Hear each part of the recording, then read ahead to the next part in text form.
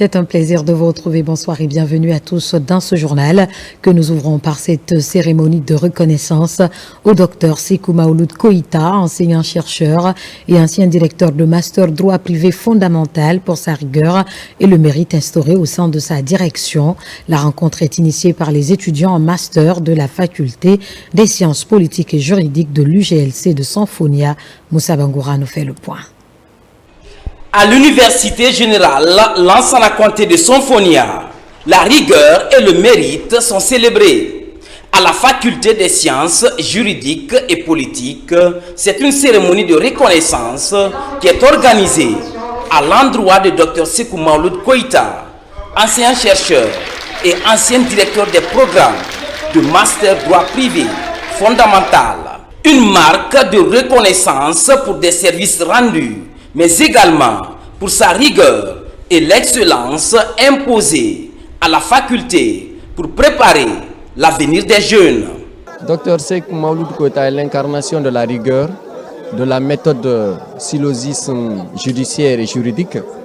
Il est celui qui a su incarner une discipline et une méthode d'enseignement aux étudiants qui ont su le suivre et qui a pu mettre à la disposition de la nation des cadres intègres et des juristes décomplexés. Et cet honneur qui revient à Dr Koïta aujourd'hui revient à toute la faculté. Il faut particulièrement remercier nos étudiants qui continuent de perpétuer cette tradition en faveur de tous ceux qui se sont consacrés à leur formation. Enseignants-chercheurs, étudiants, avocats, juristes et magistrats sont tous mobilisés pour la circonstance. Principale feuille de route, la collaboration mutuelle et le travail bien fait à tous les niveaux. Il a trouvé un programme en lambeaux. Il a pu remettre sur les rails ce programme. Il a pu faire en sorte que beaucoup d'étudiants, même ceux qui n'ont pas fait leur licence à Sanfonia, aient envie de venir faire le master ici. On est dans un contexte de refondation mené par le CNRD. Nous sommes là, nous allons continuer à enseigner parce que c'est ça notre métier. Depuis la réorganisation des programmes, la direction du master droit privé fondamental de la faculté des sciences juridiques et politiques a libéré plus d'une dizaine de promotions. En guise de reconnaissance, un tableau portrait a été remis à Dr Sékou Maouloud Koïta en vue de reconnaître ses efforts consentis et l'exhorter à continuer ses œuvres au sein de l'université. Dans l'actualité encore, la Croix-Rouge vient de recevoir le directeur régional Afrique pour la Fédération internationale des sociétés de Croix-Rouge et Croissant-Rouge. Il était question de redynamiser la collaboration pour relever les défis qui s'imposent. C'était aussi l'occasion pour la Croix-Rouge guinéenne de passer en revue les actions menées sur le terrain lors des épidémies et sinistres survenus dans le pays. Ousmane Ba, Salif Oussila. Après l'accueil à l'aéroport, le directeur régional Afrique pour la Fédération internationale des sociétés de la Croix-Rouge et Croissant-Rouge est reçu au siège national sur des notes de la fanfare. Puis, ce sont les Amazones de Guinée, orchestre féminin de la gendarmerie nationale, qui prennent le relais, comme pour souhaiter la bienvenue à Charles Mbita Boussini.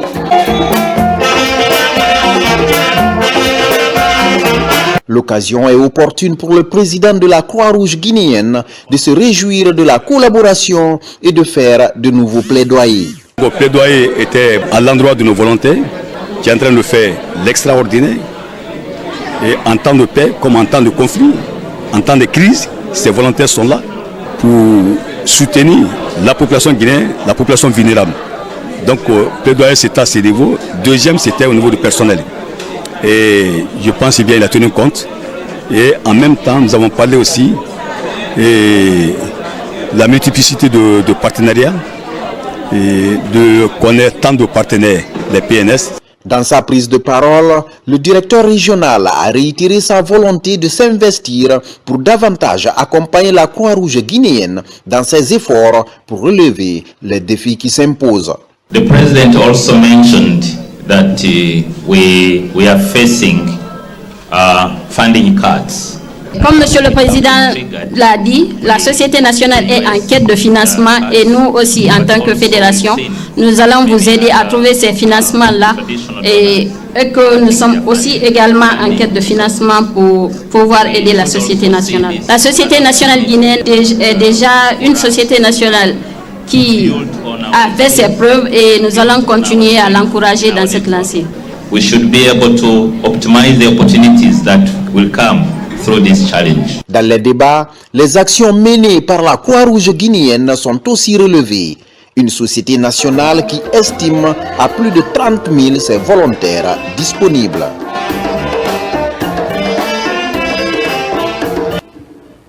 Et pendant ce temps, la commune rurale de Fougou, préfecture de Mali, enregistre un développement de base satisfaisant, des progrès amorcés grâce à l'implication des filles et fils de résidents et ressortissants de la localité. D'ailleurs, ils viennent à nouveau de doter leur commune d'une adduction d'eau qui mettra fin au calvaire des populations en quête d'eau potable. Sonasagno Sarafdin Diallo.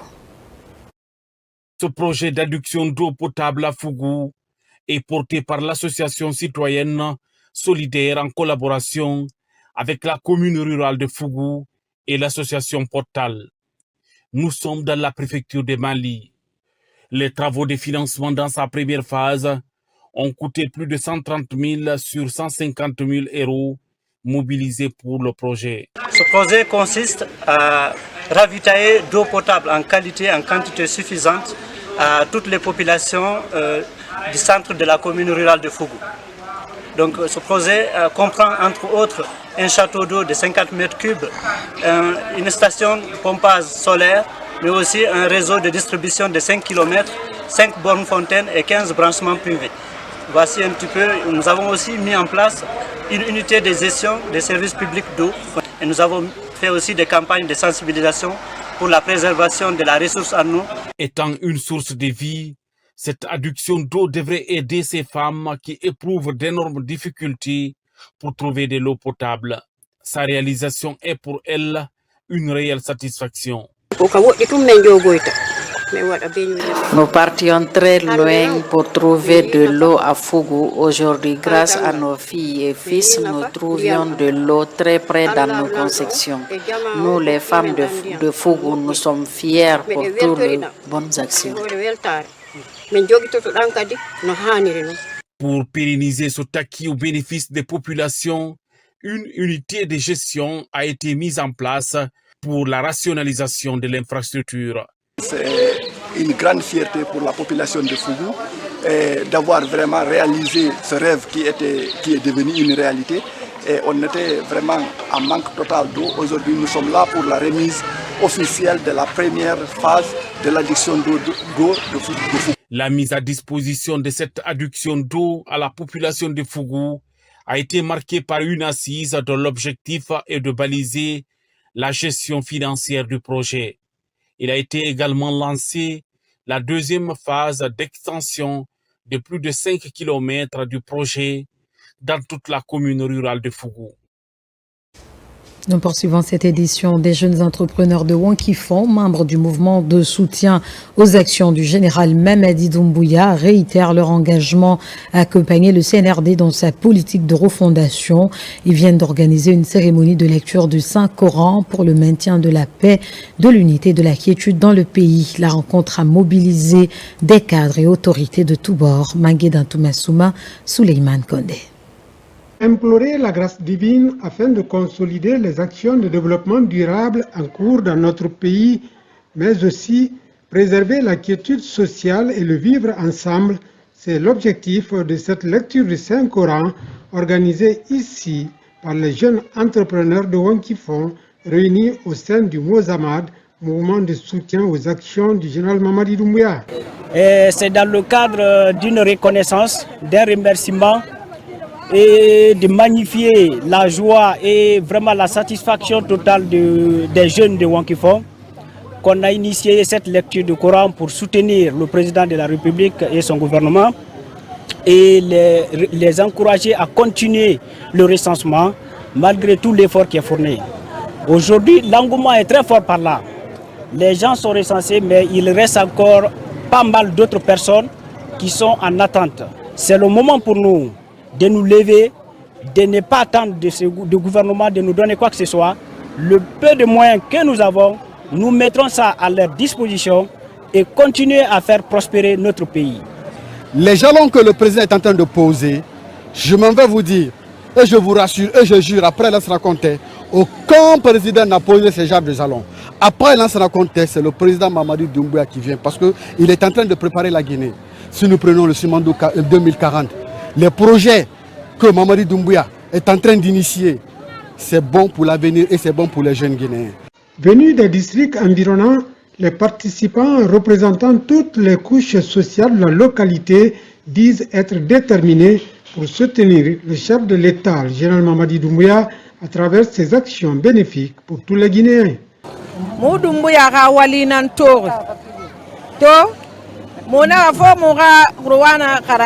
C'est le travail de Doumbouya que nous avons vu, ce qui fait aujourd'hui on a organisé cette lecture de Coran, parce qu'on est convaincu de son travail. Et c'est pourquoi nous sommes là pour le soutenir et soutenir son gouvernement.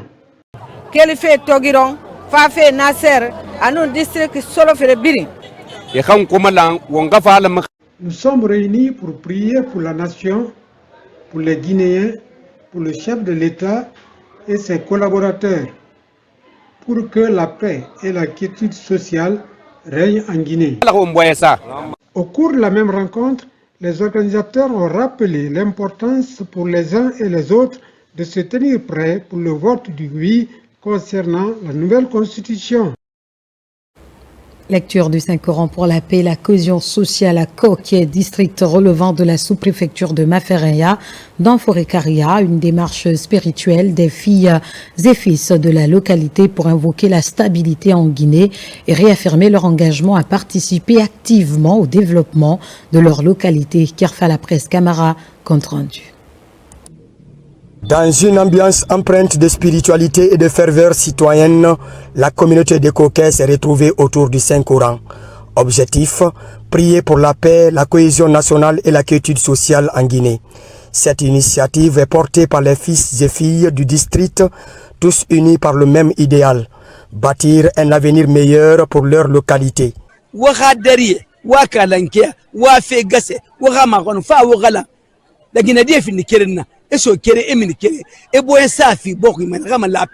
En tant que chef religieux, j'appelle toute la population guinéenne de se donner la main, d'avoir un idéal commun. C'est ce qui est important pour le développement de notre nation.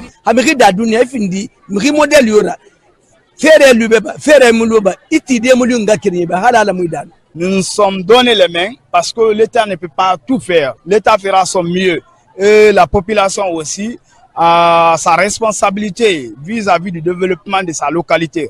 Raison pour laquelle les fils et fils de Koké se sont donné les mains. Vous avez vu à tout à l'heure la mosquée, une mosquée de 800 places qui est à 60% d'exécution sur le pont de Wondomodia. C'est un pont qui est en bois, qui est réalisé par les habitants de Koké. Ce pont permettra le passage des piétons et les bicycles. Vu la fragilité de ce que nous croyons comme un bijou, fait que beaucoup de motos se retrouvent au fond du fleuve. Ce moment de communion a aussi permis de mettre en lumière les efforts déjà consentis par les ressortissants de Koké. Quelques infrastructures sociales ont vu le jour grâce à leur mobilisation. Mais les défis restent encore nombreux pour répondre aux attentes des populations. Koké a fait la demande du courant électrique, cela fait plus de 50 ans. Mais c'est grâce au CNRD et au président Mamadi Doumbouya que nous avons eu le courant à Koké. Donc les jeunes se disent qu'ils ne peuvent pas être en reste compte tenu de ce qui se passe aujourd'hui dans le pays sans manifester leur joie, leur soutien au CNRD et au président Mamadi Doumbouya. Nous sommes ici dans l'arrière-pays, nous avons beaucoup de besoins en matière d'infrastructure. Pour aller plus loin, les filles et fils de Koké lancent un appel solennel aux autorités et aux personnes de bonne volonté. Leur ambition, doter le district des infrastructures essentielles à son développement et assurer l'épanouissement de toutes les couches sociales. Une main tendue pour transformer cette volonté collective en actions concrètes. En chantier depuis plus de 3 ans, les travaux de réalisation de la mosquée infra de l'aéroport Ferralux avancent à pas de caméléon pour faute de moyens. Ainsi, la communauté musulmane de la localité invite les bonnes volontés à les assister dans la construction de l'édifice pour le bonheur des fidèles musulmans. Marwan Kamara, Sekou Sissoko. Bâtie en R+3 dans le quartier aéroport Ferralux, commune de Gbessia, la mosquée infra est historique. En chantier depuis plus de 3 ans sur fonds propres des fidèles musulmans de la localité, l'infrastructure religieuse représente l'une des plus grandes mosquées dans la commune de Gbessia. Les travaux de finition de cette maison de Dieu sont aux arrêts par manque de moyens. Les travaux ont démarré après implantation. Des cotisations ont été imposées, demandées aux croyants fidèles musulmans. Notre mosquée a besoin de soutien. Nous avons fait un soubassement de R+3. Ça nous a pris beaucoup d'argent. Aujourd'hui, nous sommes démunis. Certains jeunes se sont levés. À l'heure là, nous sommes bloqués. Nous avons fait 3 ans sous la pluie dans la concession de M. Barry. Aujourd'hui, la communauté musulmane de l'aéroport Ferralux rencontre d'énormes difficultés pour accomplir son devoir religieux, surtout les prières de vendredi. Elle sollicite l'aide des personnes de bonne volonté pour l'achèvement et l'équipement de cette mosquée. Les fils qui sont là, ils sont beaucoup contribués, mais c'est que le moyen se limite. Je ne peux que me réjouir à mon papa. Vraiment, je lance l'appel à toutes les personnes de bonne voie de faire leur regard envers nous. R+3, ça c'est pas un petit travail. Mawassila, elle a contribué. Et nous lançons l'appel à elle, vers nos responsables du pays, de nous regarder dans leur œil de vigilance et leur œil de pitié pour que ces édifices-là soient finis à un court terme. Les pilotes européens, avant leur vol, venaient faire leur prière ici. Cette mosquée a servi à ces gens-là. Et ceux qui vont à la Mecque, beaucoup ont fait leur formation dans cette mosquée. C'est pourquoi nous voulons attirer l'attention de l'État pour essayer de voir ce que l'État peut faire pour cette mosquée. Particulièrement, le général Mamadi Doumbouya, c'est notre papa. On lui tend la main, il n'a qu'à faire quelque chose. Il a sa mosquée ici. La construction de cette infrastructure offrira l'opportunité aux fidèles musulmans d'avoir un lieu de culte de proximité pour pratiquer leurs devoirs religieux. Le monde du football guinéen est en deuil et l'âge Aboubakar Morton Souma a tiré sa révérence la semaine dernière à la Mecque. Ancien comptable au ministère de l'économie et des finances et directeur des affaires administratives et financières de la FEGIFOOT, Aboubakar Morton Souma est décédé après avoir fini le rituel lié au pèlerinage. Parents, amis et collaborateurs lui ont rendu un dernier hommage à travers une cérémonie de lecture du Saint-Coran. Falilou Diallo. Premier des sciences économiques, Feu Elhadji Aboubakar Morton Souma est né en 1956 à Cancan. Il commença sa carrière sous l'ère du docteur Ibrahima Kassouri Fofana, où il exerce pendant plusieurs années avant d'être remercié par la transition du capitaine Moussa Dadis Camara. Depuis cette période, Feu Aboubakar Morton Souma n'a cessé de jouer sa partition pour le rayonnement de la Guinée, toute chose qui lui a valu plusieurs postes de responsabilité, notamment le poste de directeur des affaires administratives et financières de la FEGIFOOT entre 2011 et 2017. Je vous avoue que Aboubakar Morton Souma est l'un des membres célèbres de notre famille. Moi, sincèrement, aujourd'hui, nous sommes comblés parce que Aboubakar Morton Souma est décédé au lieu saint de la Mecque après le pèlerinage. Elhadji Aboubakar Morton Souma était pour nous un voisin qui a rempli toutes les bonnes conditions de bon voisinage. Il a été également comptable au ministère de l'économie et des finances durant plusieurs années, avant de quitter l'appareil administratif et la FEGIFOOT. Le défunt fut un grand chef de famille, calme, drôle, amoureux de football pour lequel il s'est engagé avec passion, abnégation et loyauté. J'avais un mari exemplaire, une bonne personne, Je pleure aujourd'hui, mon cœur saigne. Je ne peux pas le remplacer, mais tout ce que Dieu fait, c'est ce qui est bon. J'ai prié pour lui, je remercie tout le monde. Marié, père de 10 enfants, il a su construire une famille unie autour de lui avec des valeurs de patience, de travail et l'amour du prochain. La Guinée perd en lui un bon cadre et un grand serviteur de l'État. Paix et paradis éternel à son âme. Paix à l'âme du défunt. Amine, c'est la fin de ce journal. Merci de nous avoir choisis pour vous informer. L'actualité se poursuit sur la Guinée, notre paradis, terre de richesse, d'opportunités et d'innovation. Bonsoir.